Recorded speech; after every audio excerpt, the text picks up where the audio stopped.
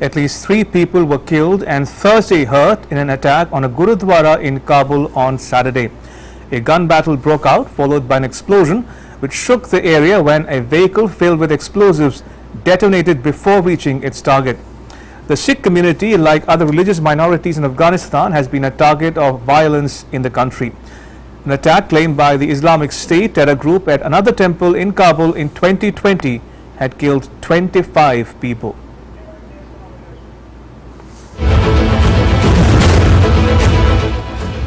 The regime has changed and the promises were made for peace and protection, but it seems that minorities still remain the prime targets of insurgents in Afghanistan. The latest proof is the dastardly attack on a Sikh temple in Kabul on Saturday. Smoke billowed from near a gurudwara in Kabul on Saturday morning and gunshot sounds were heard in the area after an explosive-laden vehicle detonated before reaching its target. There were no immediate claim of responsibility. Taliban interior spokesman said that attackers had laden a car with explosives, but it detonated before reaching the target. The casualties and destruction would have been much higher had that not occurred. The Interior Ministry said that insurgents attacked the Gurudwara in Capt area of Kabul city around 6:30 am local time.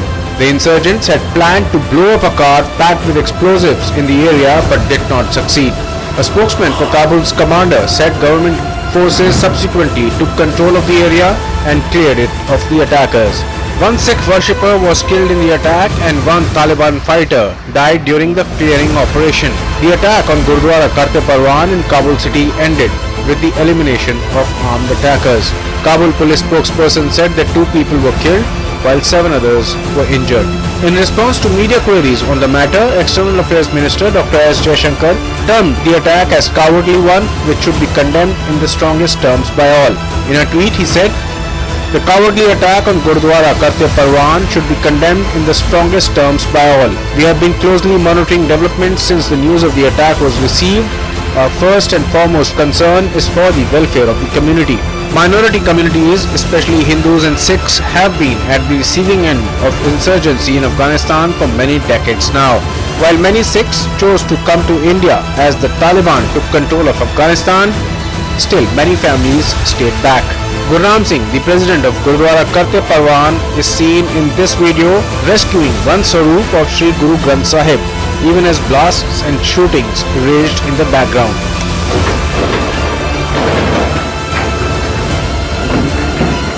Afghanistan's Taliban rulers have said that they have secured the country since taking power in August, but international officials and analysts say the risk of a resurgence in militancy remains. Multiple attacks have been taking place in recent months, with some claimed by the Islamic State militant group. This attack took place during a ceremony which was being held at the Gurudwara. Bureau Report, DD India. Right, let me bring in my guest to gain a better understanding of how and why this attack took place and what it means for the minorities living under Taliban rule in Afghanistan today. Joining me is Captain Alok Bansal. He is the Director, India Foundation. It's a privately funded think tank headquartered in New Delhi. Captain Bansal, welcome to Newsnight. This, by all accounts, seems to be a targeted attack targeting a specific minority community in Kabul. What could be the possible motivation, you think, for this attack? See, this target is on a minuscule minority, and this attack, as of now, what is speculated is it's been carried out by Islamic State. There are speculation that ISI may be behind it. But what we need to understand is that under a Taliban rule, the radicalization in Afghanistan is growing, and radicalization is growing. So Islamic State, in order to garner greater support, is also targeting the minorities. Now Taliban is trying to project to the world that they are in firm control of Afghanistan, they are in a position to provide security to all, but it doesn't seem to be happening. If you see, under Taliban rule, there have been so many attacks by different organizations. Now this actually gives a very clear indication to the global community, because many of them are trying to back Taliban under the pretext that Taliban is firmly in control, but doesn't seem to be the case. And now this sort of an targeted attack seems at pushing the minorities out of Afghanistan. I think these people who are there in Afghanistan had withstood this sort of a pressure and continued staying there despite all provocations, all threats. So now this could be an attempt by ISI in collusion with IS to push these people out. And that is what is important, and I think we need to be ready to evacuate these people as and when required, if they so desire to come back to India. That's the case. Indeed, Captain Bansal, the Indian government has condemned the attack. It says it is monitoring the situation in Kabul as we speak. But on a larger issue, Captain Bansal, how should India respond to such grave provocations going forward as well? What can India do to ensure the well-being of the Hindu Sikhs and Afghan Hindus living in Afghanistan today? Could evacuation be one of the options that you mentioned? See, unfortunately, from a time in 70s when there were lakhs of Hindus and Sikhs in Afghanistan, we have come to a situation where the numbers has dwindled to hundreds. Right. From 8 gurudwaras in Kabul, only 1 functioning gurudwara today. I think both the gurudwaras in Jalalabad are not functioning today. There were thriving communities of Sikhs and Hindus in Afghanistan. Unfortunately, that has dwindled. Ideally speaking, they should live there, and Taliban have given that assurance. Yes, they want to keep the minorities there, but Taliban's assurances carry no weight, because we have seen they have been switching opinions, and now it seems that they are not in a position to provide them security.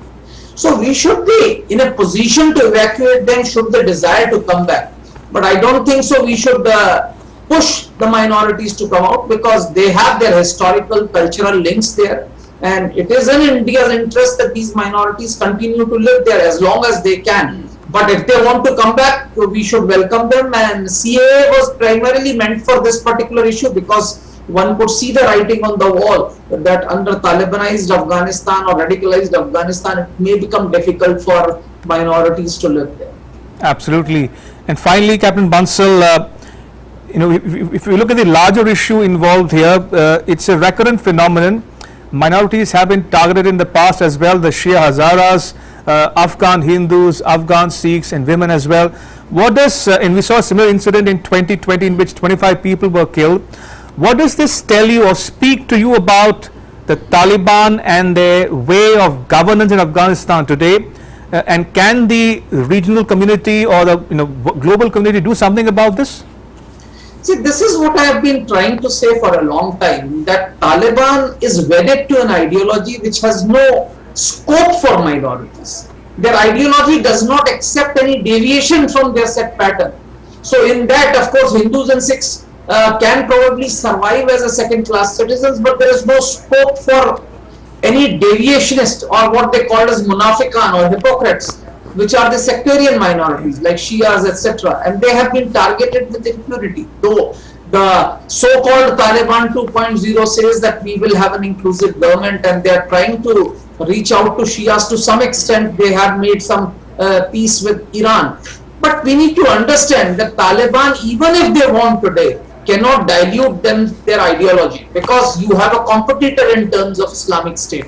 So the Western world especially, and other countries which are banking on Taliban, that Taliban will provide them security, the war will end or peace will descend, I think are living in fool's paradise. I think the best option for the international community would be to still support the legitimate government of Amrullah Saleh, who is actually, to my mind, still the officiating president of Afghanistan, because his government was in power, and I think NRF is already making progress in certain areas in Afghanistan. If the international community provides them the funds which legitimately belongs to Afghanistan and which have been blocked by some of them, I think NRF is in a position to push Taliban back, and I think eventually we should look for an Afghanistan which is free from Taliban. And if I may ask a quick follow-up question, Captain Bansal, we've seen India engage the Taliban of late. We saw Indian officials meet the Taliban officials in Doha, Qatar, as well as in Kabul most recently. India has been given humanitarian aid to the Afghan people as well. Could the reopening of the Indian embassy be one of the options on the table? See, engaging with Taliban is an essential requirement because they are controlling most of Afghanistan, and I think government of India has to talk to whoever is in charge, because we have to look after our interests. We want to support the Afghan population, which is facing starvation and acute poverty. So we want to provide humanitarian aid without in any way strengthening Taliban government or legitimizing it. So we have to engage with them because the aid, etc., has to go. My personal view is that opening of embassy at this juncture may be counterproductive, because that would provide legitimacy to Taliban, and also nobody can guarantee the security of that embassy staff. We have seen what has happened. There were Taliban guards outside the gurudwara, and I must say that yes, they have been successful in preventing the major attack from taking place, because there was an explosive laden vehicle which they wanted to actually ram into the gurudwara, which they prevented actually. The vehicle was stopped and exploded outside. But the fact is that the recent incidents have indicated that Taliban is in no position to provide security, and Indian embassy would be a prime target not only for Islamic State, but ISI would want to target it. And we need to understand that the manner in which they went on 15th August in Kabul very clearly indicated that ISI would not leave a chance if they have to slight India in Kabul. All right, on that note, Captain Alok Bansal, thank you for your time. Appreciate it.